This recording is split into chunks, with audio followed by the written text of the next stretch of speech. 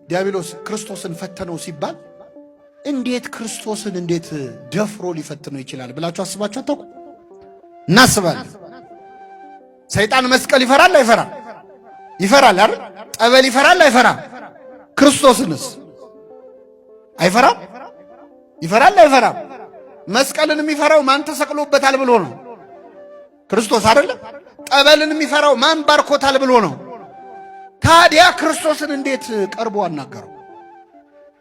እንዴት አናገረው? ደግሞ ማናገር መሰላችሁ? ና ይህንን ድንጋይ ዳቦ አድርግ፣ ና እዚህ ላይ ላውጣህና ተራራ ላይ ከዚህ ተወርወር፣ ና ይህንን ልስጥህ እያለው ነው። እንደው ሰይጣን እንደዚህ አይነት ድፍረት እሱስ ደፋር ነው፣ ግን እንዴት ቻለው?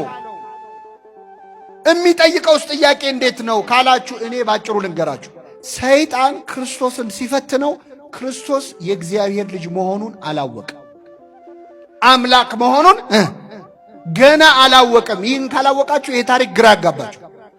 ሰይጣን በትክክል ክርስቶስ አምላክ መሆኑን ያወቀው በዕለተ ዓርብ መስቀል ላይ ነው። እስከዚያ ድረስስ ይጠራጠር ነበር። እመቤታችንን ቅዱስ ገብርኤል መጥቶ እነሆ ትጸንሻለሽ ወንድ ልጅ ትወልጃለሽ ብሎ ያበሰራትን ብስራት ሰይጣን አልሰማም። ቅዱስ አግናጢዮስ የተባለው በመጀመሪያው ክፍለ ዘመን ከነበሩ አባቶች የአንጾኪያው አትናቴዎስ ምን ይላል? አግናጢዮስ ምን ይላል? ሰይጣን ከተሰወረበት ነገሮች አንዱ የገብርኤል ብስራትና የድንግል ማርያም በድንግልና መጽነስ ነው። ሰይጣን የሚመስለው ክርስቶስ የዮሴፍ ልጅ ነው የሚመስለው። ከዮሴፍ የተወለደ ነው የሚመስለው። በወንድ ዘር የተወለደ ተራ ሰው ምናልባት እንደው መሲህም ሲሆን ደግሞ ከጻድቃን አንዱ ከነቢያት አንዱ ነው የሚመስለው። አምላክ መሆኑን ሙሉ በሙሉ አላወቀም። መጠራጠር ግን ጀምሮ ነበረ። መቼ መሰላቸው የተጠራጠረው? ክርስቶስ በዮርዳኖስ ወንዝ ላይ ሲጠመቅ ድምፅ ከሰማይ መጣ። የምወደው ልጄ ይህ ነው። ልጄ የሚል ድምፅ ሰማ። የእግዚአብሔር ልጅ የሚል ቃል ሰማ። የእግዚአብሔር ልጅ የሚለው ቃል ሁለት ትርጉም አለው። አንደኛ እኛ ሁላችን የማን ልጆች ነን? እንደዚህ አይነት ትርጉም አለው። ስለዚህ የእግዚአብሔር ልጆች እንባላል። የእግዚአብሔር ልጅ ተብሎ ግን በነጠላው ከተነገረ ክርስቶስ ነው፣ ወልድ ነው። ወልደ እግዚአብሔር ማለት ምን ማለት መሰላችሁ? የእግዚአብሔር ልጅ ማለት እግዚአብሔር ማለት ነው። የሰው ልጅ ሰው ነው፣ የእንስሳም ልጅ የእግዚአብሔር ልጅስ እግዚአብሔር ነው፣ የባህሪ ልጁ ማለት ነው። ስለዚህ ሁለት ትርጉም አለው እና የእግዚአብሔር ልጅ ወይም እግዚአብሔር አብ ሲናገር ሰማ። የምወደው ልጄ ይህ ነው ሲባል ሲሰማ እንዴ የእግዚአብሔር ልጅ ነው እንዴ ብሎ ተጠራጠረ። ግን ምን ለማለት ነው የእግዚአብሔር ልጅ የተባለው? እንደ ሁሉም እስራኤላዊ ወልደ ዘበኩር የበኩር ልጅ እንደተባሉ እስራኤላውያን ነው የእግዚአብሔር ልጅ የተባለው ክርስቶስ ወይስ የእግዚአብሔር የባህሪ ልጅ ነው? የማይደረግም። እስቲ ለማንኛውም አለና መጠራጠር ጀመረ። ክርስቶስ ሲጠመቅ 40 ቀን 40 ሌሊት ከጾመ በኋላ ሰይጣን ሊፈትነው መጣ። ሊፈትነው ሲመጣ የመጀመሪያዋ ጥያቄ ምንድነች? አሁን አስብያቸዋለሁ። የማን ልጅ ከሆንክ አይሰማም። አያችሁ፣ ጨንቆታል ማለት ነው ሰይጣን። የእግዚአብሔር ልጅ ነው አይደለም የምትለዋ ነገር ከንክነዋለች። እንዳገኘው የመጀመሪያው ጥያቄ የማን ልጅ ከሆንክ ነው። ከሆንክ የሚለው ቃል ምን ያሳያል? ከሆንክ ማለት ምን ማለት ነው? መጠራት ነህ ወይስ አይደለህም? የእግዚአብሔር ልጅ ከሆንክ እነዚህን ድንጋዮች ዳቦ አድርጋለሁ። ክርስቶስ ክብር ምስጋና ይድረሰው።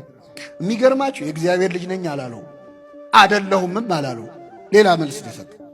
ሰይጣን ተረበሸ። 3 ዓመት ሙሉ ነው የተሰቃየው። በነገራችን የእግዚአብሔር ልጅ ሆይ የእስራኤል ቅዱሱ ልታጠፋን መጣህን ይላሉ አጋንንት ክርስቶስ ሲመጣ ሲያዩ። የእግዚአብሔር ልጅ ሆይ ማን እንደሆን ካውቀናል ይላሉ። አላወቁም እኮ ነህ አይደለም ነው። ተአምር ሲያደርግ ሲያዩት ይሄማ የእግዚአብሔር ልጅ ነው አምላክ መሆን አለበት ይላሉ። ሲርበው ሲጠማው እንቅልፍ ሲወስደው ሲያዩ አይሄማ ተራ ሰው ነው እንደው ጻድቅ ምናምን ነው እንጂ የእግዚአብሔር ልጅማ አይደለም ይላል። ሰይጣን 3 ዓመት ሙሉ ተምታታበት። ይችን ጥያቄ እንደጠየቀ 3 ዓመት ሞላው። ክርስቶስ ሲሰቀልም መስቀል ላይ መጥቶ ሰይጣን በአይሁድ አድሮ ይችን ጥያቄ ሲጠይቅ ነበር። የእግዚአብሔር ልጅ ከሆንክ ከመስቀሉ ውረድ። የማን ልጅ ከሆንክ? እንደው 3 ዓመት ሙሉ ሰይጣንን ግራ አጋባው አምላካችን። 3 ዓመት ሙሉ ከመስቀሉ ውረዳል። ይህን ጊዜ ክርስቶስ መስቀል ላይ ምን አረገ? አምላኬ አምላኬ ነጽረኒ ወለምን ታደገኒ፣ አምላኬ አምላኬ ተመልከተኝ ለምን ተውከኝ ብሎ ጮኸ ክርስቶስ። አምላኬ አምላኬ ብሎ ሲጮህ ሲያየው አይ እኔ 3 ዓመት ሙሉ የእግዚአብሔር ልጅ ነው አምላክ ነው ብዬ ስጨነቅ ለካ ሩቅ ብእሲ ነው ይሄው አምላኬ ብሎ እየተጣራ አይደል እንዴ ብሎ የሌሎች ሰዎችን ነፍስ መንጭቆ ሲኦል እንደሚጨምረው የክርስቶስን ነፍስ መንጭቆ ሲኦል ሊጨምር ወደ መስቀሉ ሲጠጋ ሰይጣን እዛው መስቀል ላይ ክርስቶስ በእሳት ዛንጅር በነፋስ አውታር ይላሉ አባቶቻችን በመለኮታዊ ኃይሉ እዛው መስቀል ላይ አስሮ ሰይጣንን አስጨንቆ በሲኦል ያሉ ነፍሳትን ነፃ ያወጣቸው አምላካችን